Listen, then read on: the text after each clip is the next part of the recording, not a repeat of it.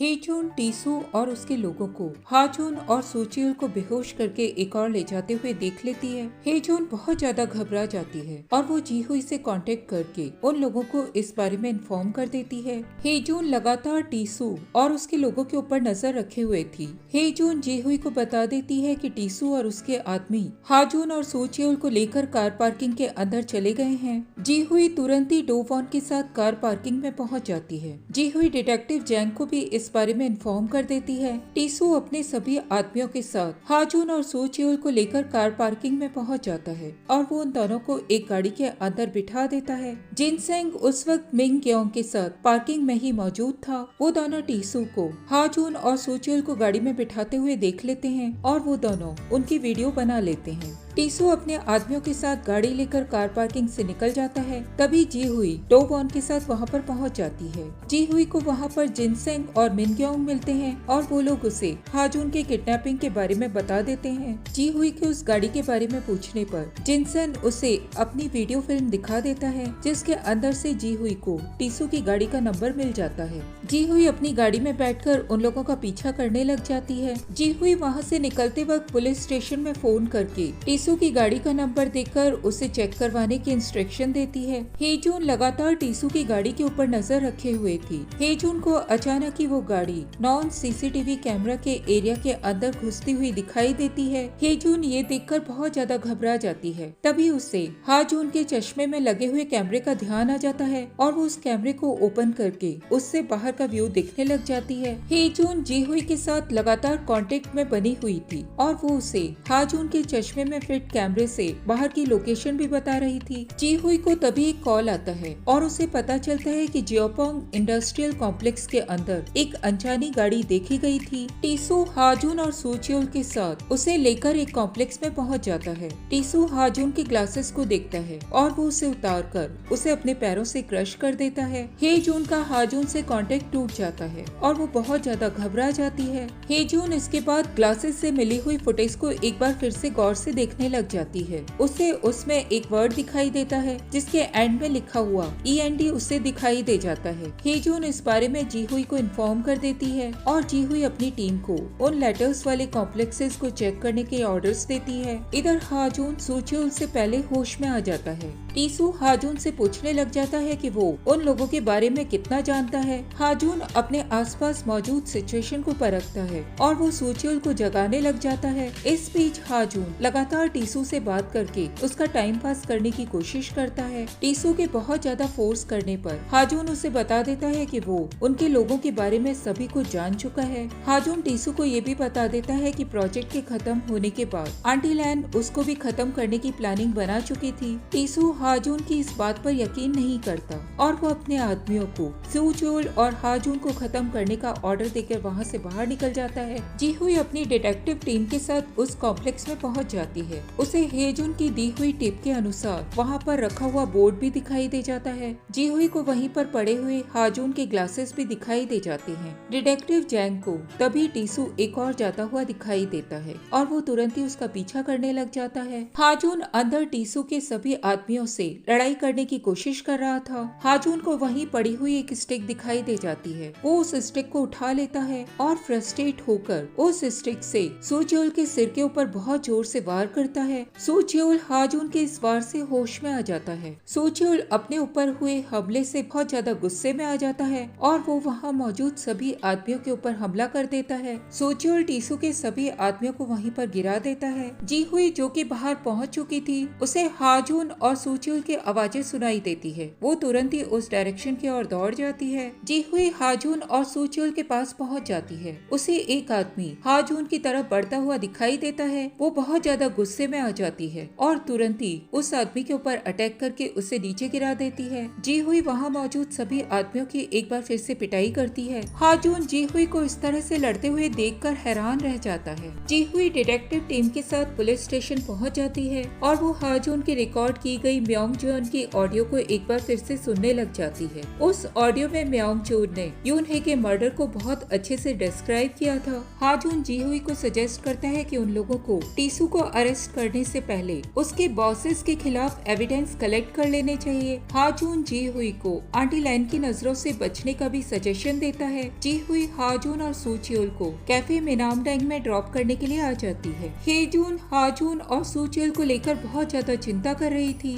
वो सूचियोल और हाजून को देखकर बहुत ज्यादा खुश हो जाती है और तुरंत ही दौड़कर सूचियोल से लिपट जाती है। हाजून हेजून को इस तरह से देखकर चौंक जाता है। हेजून हाजून को क्लियर करती है कि सूचियोल बहुत ज्यादा घायल है और वो जी हुई को हाजून का ख्याल रखने के लिए कहकर सूचियोल को लेकर हॉस्पिटल की ओर रवाना हो जाती है। हाजून और जी हुई बैठकर चाय पीने लग जाते हैं। जी हुई कैफे को देखने के लिए अंदर की ओर चली जाती है। जी हुई घूमते घूमते हाजून के रूम में पहुंच जाती है और उसे वहां पर रखा हुआ डिटेक्टिव डॉल दिखाई दे जाती है। वो डिटेक्टिव डॉल जी हुई ने हाजून को बचपन में गिफ्ट की थी। जी हुई उस डॉल को देखकर बहुत ज्यादा इमोशनल हो जाती है। तभी हाजून वहाँ पर पहुँच जाता है और वो जी हुई से उस पुलिस डॉल को लेने की कोशिश करने लग जाता है। जी हुई और हाजून दोनों ही इस कोशिश में बेड के ऊपर गिर जाते हैं। जी हुई हाजून को अपने बहुत ज्यादा नजदीक देखती है और वो उसके किस करने का इंतजार करते हुए अपनी आंखों को बंद कर लेती है। हेजून इधर सूचियोल के साथ उसके अपार्टमेंट में पहुंच जाती है। सूचियोल हेजून के लिए डिनर तैयार करता है। हेजून सूचियोल को बताती है कि वो उसे पसंद करने लगी है। सूचियोल हेजून की इस बात को सुनकर बहुत ज्यादा घबरा जाता है। हेजून सूचियोल को तभी किस कर लेती है और वो उसे अपनी फीलिंग बताने के लिए कहती है। सूचियोल हेजून से इसके लिए थोड़ा समय मांगता है, लेकिन हेजून उसे इसका भी समय नहीं देती और वो उसे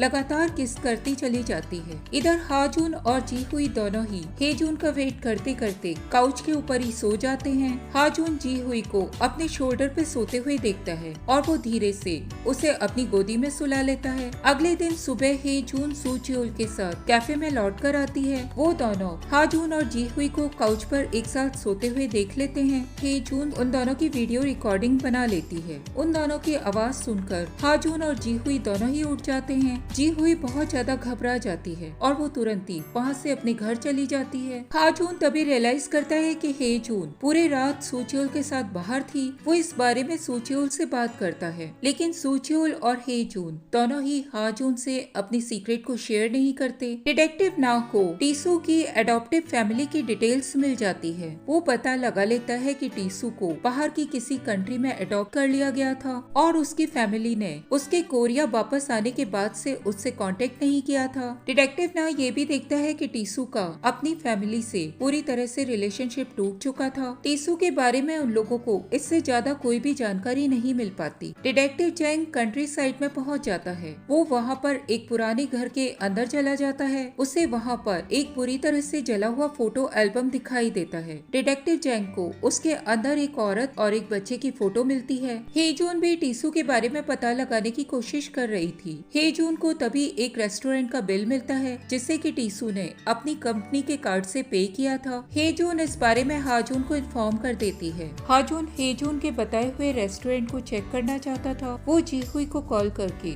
उस रेस्टोरेंट में डिनर करने के लिए इनवाइट कर लेता है। हाजून का कॉल आने से जी हुई को ऐसा लगता है कि हाजून उसे डेट पर लेकर जा रहा है। वो ये सोचकर बहुत ज्यादा खुश हो जाती है। जी हुई अच्छे से तैयार होकर कैफे में पहुंच जाती है। जी हुई को हाजून से बातों के दौरान पता चलता है कि हाजून वहाँ पर टीसू को इन्वेस्टिगेट करने के लिए पहुंचा हुआ था। जी हुई को तभी वहाँ पर डोवॉन का कॉल आता है। डोवॉन जी हुई के कॉल पर हाजून की आवाज को सुन लेता है और वो तुरंत ही रेस्टोरेंट में उन लोगों को ज्वाइन कर लेता है। हाजून और जी हुई उस वक्त बारटेंडर से टीसू के बारे में पूछताछ कर रहे थे। बारटेंडर उन लोगों को बताता है कि टीसू उन लोगों का रेगुलर कस्टमर है और वो हर चौथे थर्सडे रात को 8 बजे उन लोगों के रेस्टोरेंट में आया करता था। बारटेंडर उन लोगों को ये भी बताता है कि अभी कुछ समय से टीसू उन लोगों के रेस्टोरेंट में नहीं आया था। हाजून सियोंगवॉन की फोटो भी बारटेंडर को दिखाता है। सियोंगवॉन की फोटो देखकर डोवॉन थोड़ा अनकंफर्टेबल हो जाता है और वो वहाँ से हट जाता है। डोवॉन साइड में जाकर सियोंगवॉन के सेक्रेटरी को कॉल करता है और उससे सियोंगवॉन के बारे में पूछताछ करता है। डोवॉन सेक्रेटरी से पूछता है कि क्या सियोंगवॉन उस रेस्टोरेंट में आया करता था। सियोंगवॉन का सेक्रेटरी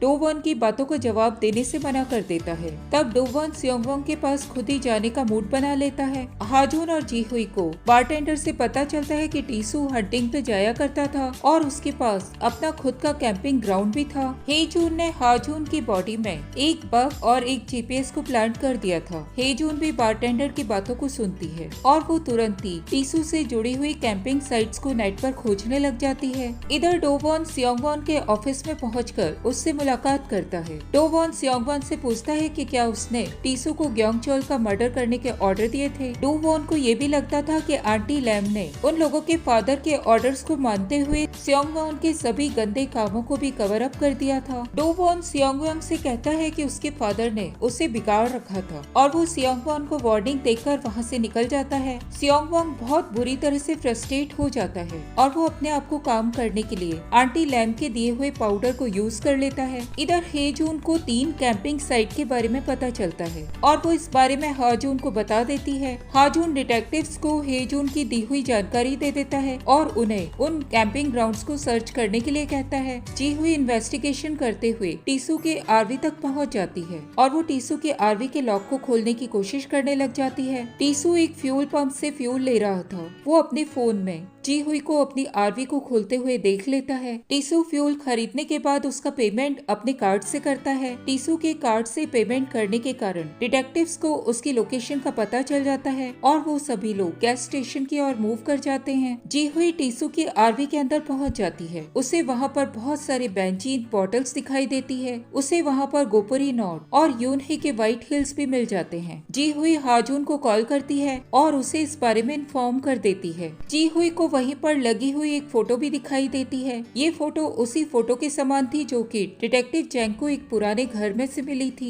जी हुई उस पिक्चर को गौर से देखती है और उसे लगता है कि टीसू की मदर यूनहे के समान दिखा करती थी। तभी टीसू वहाँ पर पहुँच जाता है और वो जी हुई को उसी आरवी के अंदर लॉक कर देता है। टीसू उस आरवी के चारों ओर फ्यूल छिड़क देता है। जी हुई ये देखकर बहुत बुरी तरह से घबरा जाती है और वो विंडो के पास पहुंचकर टीसू से अपने को आरवी से बाहर निकालने के लिए कहती है। टीसू जी हुई को इग्नोर कर देता है और वो वहाँ पर आग लगाकर उस जगह से दूर हो जाता है। हाजून तभी आरवी के पास पहुँच जाता है। उसे आरवी के चारों ओर आग दिखाई देती है। वो बैकअप के लिए सूचियोल को कॉल कर देता है। हाजून का सामना तभी टीसू से हो जाता है। हाजून और टीसू आपस में लड़ने लग जाते हैं। हाजून टीसू को जमीन के ऊपर गिरा देता है। तब टीसू हाजून से कहता है कि वो या तो टीसू को पकड़ सकता है या फिर जी हुई की जान बचा सकता है। हाजून आरवी की ओर देखता है और उसे उसके अंदर बंद जी हुई दिखाई देती है। एपिलॉग में दिखाया जाता है कि यूनहे एलिवेटर के अंदर टीसू के साथ मौजूद थी। यूनहे टीसू को देखकर मुस्कुराने लग जाती है। तभी एक फ्लैशबैक दिखाया जाता है। टीसू की मॉम व्हाइट हिल्स पहने हुए एक चेयर के ऊपर बैठकर अपना पोर्ट्रेट बनवा रही थी। तभी वो टीसू को अपने पास बुला लेती है। अब इधर प्रेजेंट में डिटेक्टिव जैंग को दिखाया जाता है जो कि उस पुराने घर के चारों ओर कुछ तलाश कर रहा था।